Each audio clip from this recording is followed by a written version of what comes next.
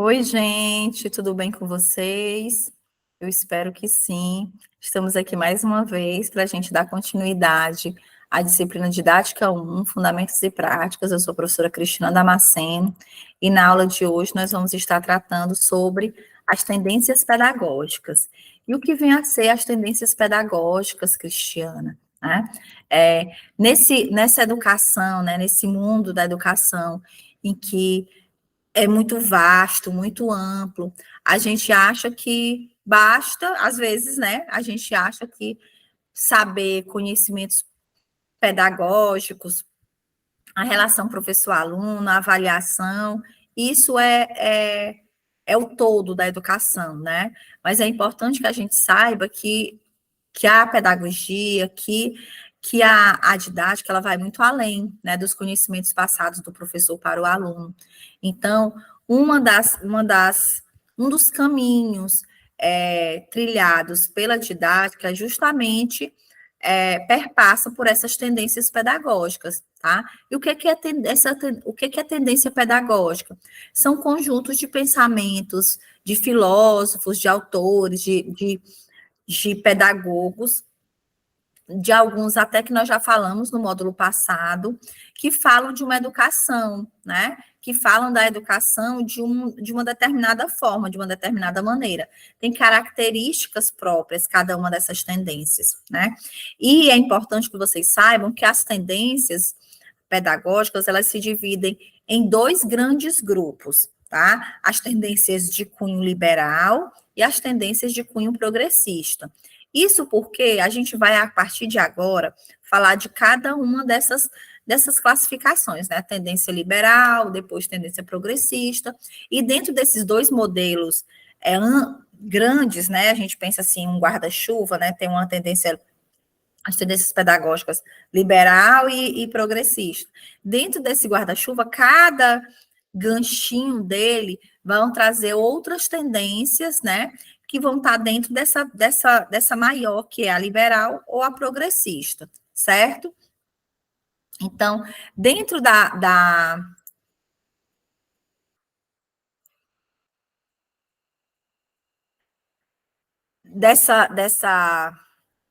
desse universo, né, desse campo da pedagogia, uma boa parte dos professores, provavelmente a maioria, baseia sua prática em prescrições pedagógicas que viraram senso comum, incorporadas quando de sua passagem pela escola ou transmitidas pelos colegas mais velhos.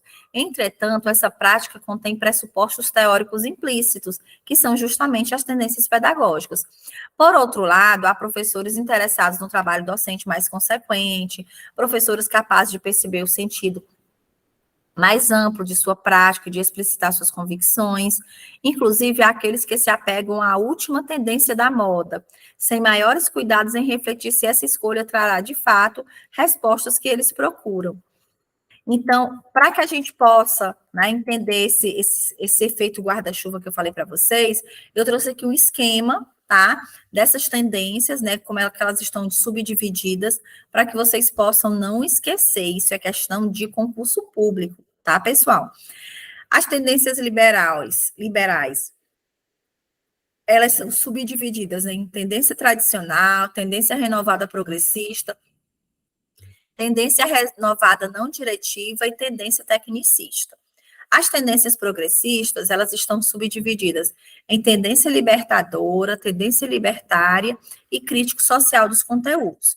Nós vamos falar de cada uma delas nos próximos slides e eu espero que vocês fiquem atentos, tá bom? Porque, como eu falei para vocês, isso é questão de prova, de concurso público, tá bom? Então, o que é tendência, né? A orientação teórica que direciona a prática docente, complementaridade e divergências. Então, a gente vai encontrar, a gente vai perceber que uma complementa a outra, mas que também há tendências que divergem uma da outra, certo? Então, começando pela tendência liberal, é importante que a gente entenda que a pedagogia liberal, ela acredita que o papel da instituição de ensino é preparar as pessoas para que elas desempenhem papéis sociais, com base para isso em algumas competências e habilidades. Ao contrário do que muitos pensam, o liberal ele não é considerado algo aberto, democrático, tá? No que diz respeito às tendências. Aqui existe uma necessidade de se adaptar aos valores e normas que a sociedade coloca como verdade. Por isso que tem o liberal, mas é da proposta social. Também é uma divisão social, pelo menos a escola, ela não considera que as pessoas possam ter oportunidades desiguais. Entende-se na escola que todo mundo aprende da mesma forma e, consequentemente, que terão os mesmos direitos, tá? E aí, a gente precisa levar em consideração que ela tem uma perspectiva redentora ou reprodutora, né? As características da tendência liberal, elas estão dentro de um contexto do sistema capitalista, onde quem tem mais manda em quem tem menos, né? Uma outra característica é a propriedade privada, né? Os meios de produção, a sociedade baseada em classes sociais, né? A grande maioria são pobres, a grande maioria são trabalhadores que mantêm aquela elite, né, burguesa, tá? Existe uma cultura do individualismo, né? Não existe divisão de bens coletivamente, não existe preocupação com as classes minoritárias, não existe preocupação com políticas públicas de natureza nenhuma. Difunde-se a ideia de igualdade de oportunidades, né, mas ignora-se a desigualdade de condições de acesso e permanência. Então, se entende no âmbito escolar que todo mundo aprende igual e todo mundo tem direitos iguais. Porém, vale lembrar que nessa época, né, das tendências liberais, filho de pobre não ia para a escola, né? Precisa se levar em consideração que essas tendências, né, que essa ideia de liberal, ela não está muito ligada com liberdade, com democracia, mas traz um pouco da sociedade da época, tá? Então, a gente vai falar agora da primeira tendência liberal, que é a tendência tradicional. E o que tem a tendência tradicional de características, né? Primeiro, a gente precisa entender que essa tendência tradicional, ela foi a primeira, né, que o contexto brasileiro instituiu, porque a sua filosofia tem a máxima valorização do professor. Na verdade, não é a valorização do professor. Coloca o professor como o sabedor de tudo, a figura central, né? Enquanto o aluno, ele é o receptor, né? Ele só tem aquilo que é ensinado pelo professor. Não se leva em consideração a habilidade, conhecimento, competência que o aluno tenha trazido para a escola. Entende-se que o aluno, ele é uma tábula rasa, que ele nada sabe, que ele vai aprender na medida em que o professor vai repassar essas informações. Então, qual é o papel da escola nessa tendência liberal tradicional? É de preparar para assumir uma posição, o aluno para assumir uma posição social, levando em consideração que nós vivenciamos, né, que essa tendência tradicional, ela foi vivida, né, principalmente na época em que o sistema capitalista era preponderante, né, que a sociedade estava muito bem dividida em classes e que a burguesia dominava e que os pobres não podiam estudar, mas que já existia, né, um preparo para essas posições sociais, né, para ampliação, aliás, para a continuidade, né, da vida adulta, para um processo formativo, né, de profissionalização. E como que eram os conteúdos de ensino na tendência tradicional? Eles eram em formato de enciclopédia, né? A gente tem até hoje, até aqui em casa, a gente tem uma enciclopédia, né? Que antigamente, na minha época, lá da década de 90, a gente queria muito, desejava muito ter enciclopédia, né, em casa, mas a minha enciclopédia é aquelas bem resumidas, né? Que tem todas as áreas do conhecimento. Mas esse ensino enciclopédico, vale lembrar que ele era mesmo algo resumido, né? Algo que estava ali pronto e acabado para ser absorvido, a partir da repetição. Por que método? Né? Da exposição, da repetição e da memorização. Como que era o relacionamento professor-aluno? O professor é a autoridade que fala e o aluno memoriza, reproduz o conhecimento ensinado pelo professor. Então, na tendência pedagógica tradicional, o professor manda, o aluno obedece, certo? Quais são os pressupostos da aprendizagem? É uma aprendizagem mecânica, a avaliação tem caráter punitivo e classificatório, tá? Então, nessa tendência pedagógica tradicional, as escolas que até hoje fazem uso da pedagogia tradicional, eles usam a avaliação como forma de punir o aluno, né? De classificar o aluno em ótimo, regular, mal. Quais são as manifestações da prática escolar dentro dessa tendência tradicional? As escolas religiosas, leigas, né, eram muito, e ainda são até hoje, né, as escolas que trabalham com esse lado confessional da educação, né, que estão ligadas à igreja, seja católica ou protestante, são escolas de cunho tradicional, tá? Então, tem a ideia, né, de que os mais capazes, dos mais capazes e dos menos capazes. Então, é importante que a gente saiba que essa tendência tradicional, infelizmente ou felizmente, ela ainda sobrevive até hoje, tá? E qual é a próxima tendência liberal que a gente vai estudar hoje? Vamos ver? É a tendência liberal, renovada, progressista. O que isso quer dizer, professora? Qual é o papel da escola na tendência renovada progressista? É adequar o indivíduo ao meio social, né? Então, há aí talvez uma flexibilidade do ponto de vista da tendência tradicional, porque o conteúdo de ensino vai focar nos processos mentais, aprender a aprender, né? Essa capacidade do aprender a aprender.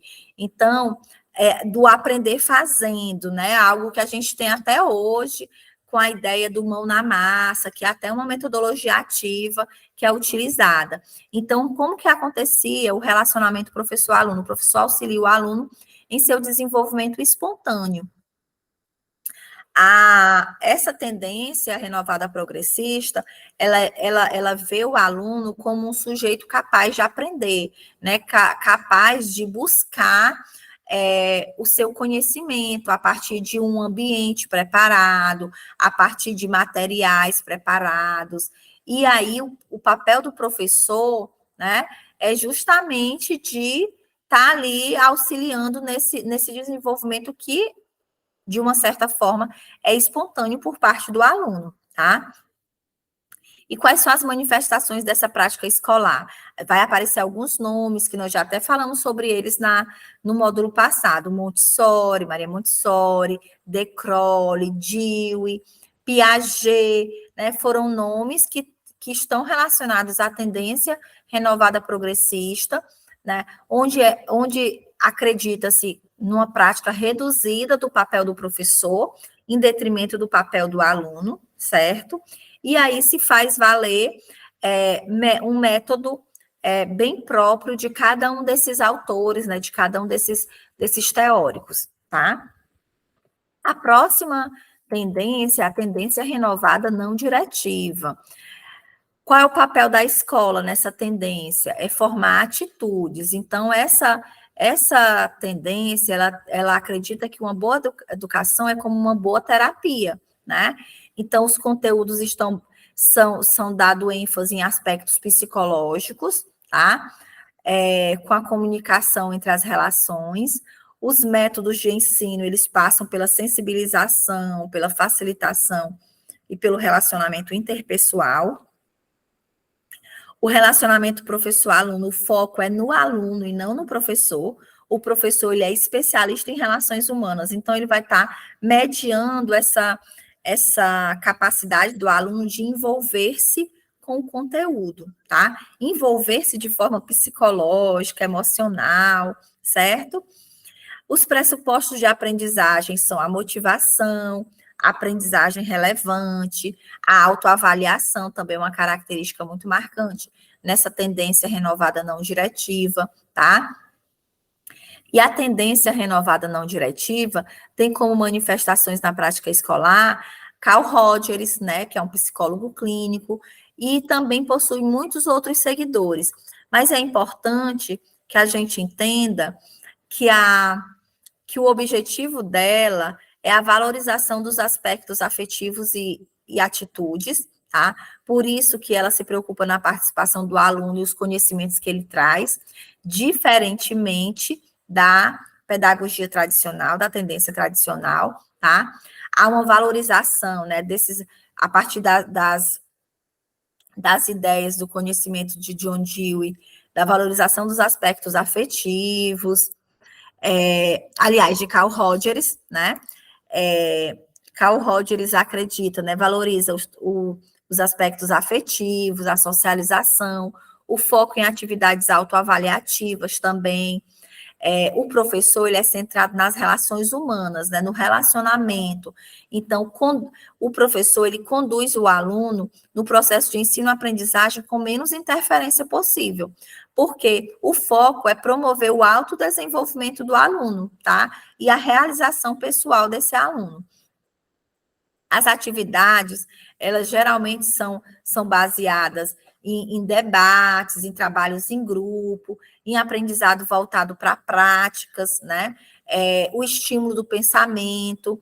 Então, essa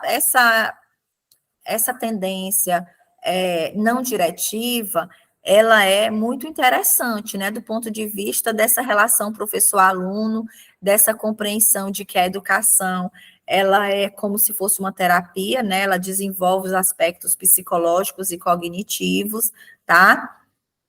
E aí a gente vai avançando. Dentro dessas tendências liberais, a gente tem também uma muito presente ainda nos dias de hoje, que é a tendência tecnicista. E o que vem a ser essa tendência tecnicista, Cristiana? Esse modelo, ele está muito ligado com a tecnologia educacional, tá? Ele está muito ligado com essa relação de que o professor, ele é executor, né? Ele vai trazer uma receita pronta, é mais ou menos assim. A tendência tecnicista, ela está muito ligada na técnica, na ideia de que o professor apresenta um modelo e o aluno vai reproduzir esse modelo, tá? Então, o papel da escola é preparar para o mercado de trabalho. E aí a gente lembra por que ainda está muito em alta, né? Atualmente, porque existe hoje uma supervalorização das escolas técnicas, que estão espalhadas por todo o Brasil, né? Pelos IFES. Antigamente eram Cefetes, hoje são IFES, Instituto de Ensino Federal. Mas também tem na iniciativa privada, né? Então, esse preparo, essa técnica que prepara para o mercado de trabalho, em um curto espaço de tempo. Os conteúdos de ensino, eles são, né, como eu falei para vocês, como se fosse uma receita pronta, cientificamente objetivos. Não tem rodeio, não. Tem que ser assim, assim, assado, tá? Existe uma técnica. E aí o método utilizado nessa tendência é a modelagem de comportamento em prol de resultados mensuráveis, né? Eu tenho objetivos a alcançar, então eu tenho que ter uma técnica, eu tenho que ter um modelo para alcançar aquele objetivo. E o professor vai reproduzir essa técnica e o aluno vai receber essa técnica, né? Então, o professor é o transmissor e o aluno é o receptor, tá? Os dois são espectadores dessa comunicação técnica fria e eficaz. Não existe relacionamento humano, não existe preocupação com conhecimento anterior à escola. O que se quer é ensinar uma técnica. Os pressupostos de aprendizagem estão ligados ao controle e o condicionamento do desempenho, né? Por isso que nas turmas de ensino técnico, às vezes, começa uma turma com 40 alunos e termina com 5, com 8, porque esse ensino técnico, ele exige muito um condicionamento e o desempenho dos alunos, certo? E as manifestações na prática escolar, eles são principalmente influenciados pelo Skinner, né, que é o comportamento, que fala do comportamento operante, orientações político-econômicas oriundas do regime militar, né? Esse comportamento operante do Skinner, ele traz a premissa do estímulo-resposta, né? Pergunta-resposta, ação-consequência. Então, está assim, muito amarrado, tá? Desse ponto de vista da técnica. E aí, a gente viu até aqui as tendências de cunho liberal, tá? E agora a gente vai falar sobre a tendência, sobre as características da tendência progressista e da sua subdivisão, tá? Primeiro, a gente precisa saber que as tendências progressistas, elas estão relacionadas com a análise crítica e coletiva das realidades sociais. Então, a tendência progressista, a gente pode dizer que é o progresso que faz parte das metodologias de ensino, né? Ela vem inspirada pelos pensamentos marxistas, né? Muito de cunho filosófico.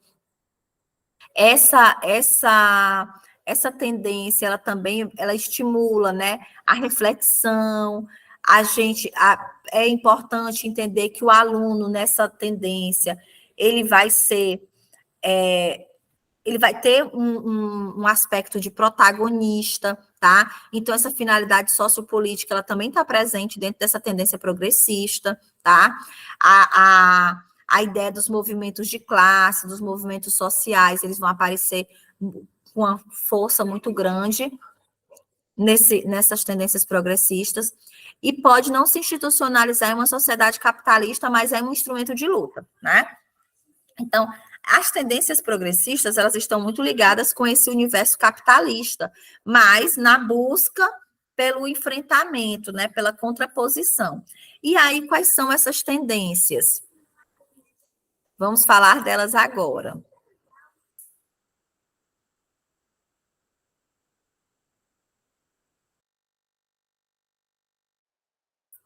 Então, vamos falar sobre as tendências, quais são esses três tipos, né? A libertadora, a libertária e a crítica social dos conteúdos.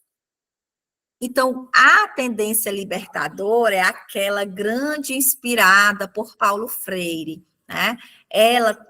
Qual é o papel da escola nessa tendência libertadora? É proporcionar a consciência da realidade para transformá-la. Então, o papel da escola é fazer com que o aluno conheça, veja, vivencie os problemas sociais para que ele possa ser capaz de resolver, de indagar, de questionar, de relacionar com os conteúdos da escola, tá? Os conteúdos de ensino, eles são baseados em temas geradores de caráter político. Então, sempre um tema que vai aparecer, como início de unidade, de conteúdo, vai estar relacionado com alguma situação social, com alguma situação política, que possa gerar, através do método de diálogo autêntico, reflexão, discussão, análise da realidade que circunda a escola, né? O relacionamento professor-aluno, ele tem um viés horizontal, né, onde os dois valem a mesma moeda, tá? Os dois têm as mesmas possibilidades de fala, de voz e de vez.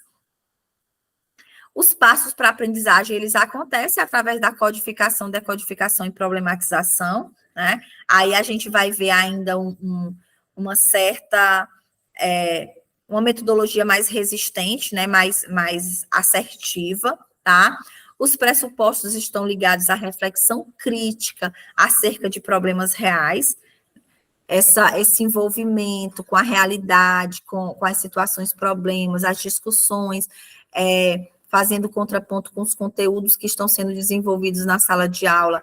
Esse é um pressuposto da aprendizagem, dentro da tendência libertadora. E ela tem como manifestação da prática escolar, principalmente, ela influenciou muito a educação de jovens e adultos, a EJA, a educação popular, inspirada pelo Paulo Freire, né? Mas que também foi disseminada pelo mundo inteiro, do ponto de vista dos movimentos sociais, as reflexões de cunho político, social, econômico, que o Paulo Freire fez com que as pessoas pudessem estar discutindo, né? Vendo o seu lugar de fala e fazendo valer os seus direitos e também respeitando os seus deveres. A próxima tendência é a tendência libertária, que vem falar para a gente, né, que o papel da escola é promover a coletividade com vistas a combater o domínio do Estado. Então, nessa tendência, ela tem como foco os conteúdos atender às necessidades da vida social.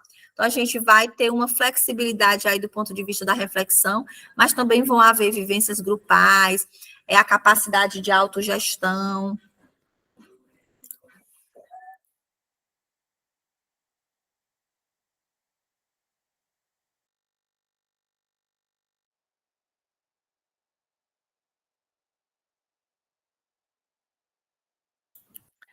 E como que acontece o relacionamento professor-aluno, né? O professor, ele é orientador e integrante do grupo, e os alunos têm autonomia, né, dentro da pedagogia libertária. E um dos pressupostos muito interessantes nessa proposta libertária é o Celeste Freinet. E o que é que o Freinet tem de contribuição para a educação? É justamente essa autonomia do aluno, essa capacidade de autogestão, as aulas passeio, aulas temáticas que foram propostas dentro da pedagogia frenetiana, tá? Justamente com o intuito de fazer com que haja a transformação da personalidade, né? Essa tendência, ela combate um pouco o autoritarismo, né? E traz a ideia de autogerenciamento individual, mas também coletivo. Ela dá liberdade para o aluno, né? Diferente da ideia da tendência liberal, é na tendência libertária que o aluno vai ter liberdade de escolha, liberdade de opinar, tá? E justamente de se tornar cada dia mais independente, certo? E aí, para a gente poder finalizar sobre as tendências progressistas, a gente vai falar da tendência crítico-social dos conteúdos. Essa tendência, ela tem como papel da escola difundir conteúdos originados das realidades sociais. Olha só, diferentemente da pedagogia tradicional, que tinha foco nos conteúdos, a pedagogia crítico-social dos conteúdos também tem foco nos conteúdos, porém, conteúdos originários das realidades sociais. Então, as demandas sociais, os saberes culturais, eles vão ser foco do ensino dentro dessa tendência, tá? Os métodos de ação, compreensão, ação e síntese, relação, teoria e prática. Então, essa ação, reflexão, está presente dentro da crítica social dos conteúdos, a autoridade do professor, a participação coautora do aluno e o protagonismo partilhado, né? Os dois são protagonistas do processo de ensino.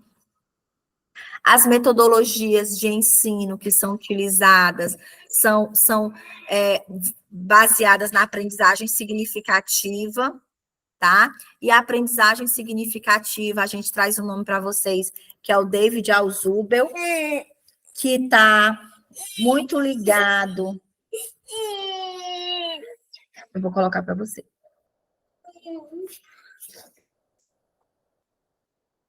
Essas coisas acontecem quando a gente grava em casa, aula. Bebê chorando, pede. Não é mesmo. Vai lá.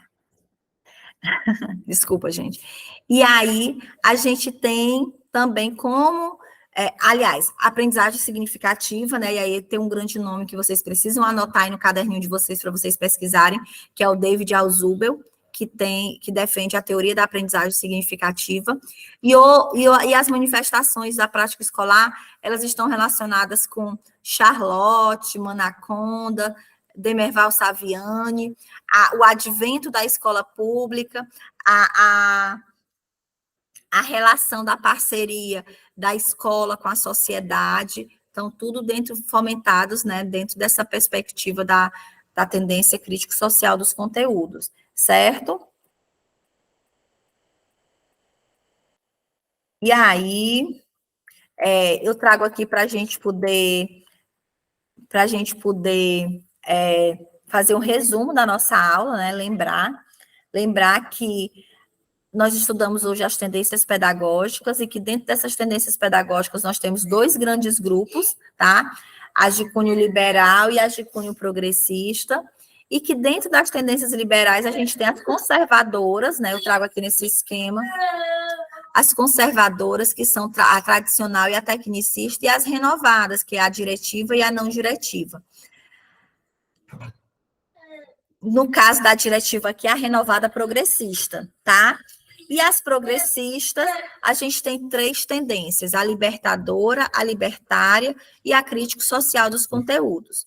Que nós temos na libertadora o Paulo Freire, né, como grande nome, na libertária, Frené, e na crítico social dos conteúdos, David Alzubel e Demerval Saviani, tá certo? Eu espero que vocês tenham ficado até aqui, né, nessa aula, e que vocês possam também consumir o material que eu deixei na plataforma para que vocês leiam sobre tendências pedagógicas, e nós nos encontraremos com certeza na nossa próxima aula, com fé em Deus, e eu espero que possa estar colaborando com o processo formativo de vocês, e que vocês possam responder ao questionário com muita propriedade a partir das nossas aulas do módulo 3.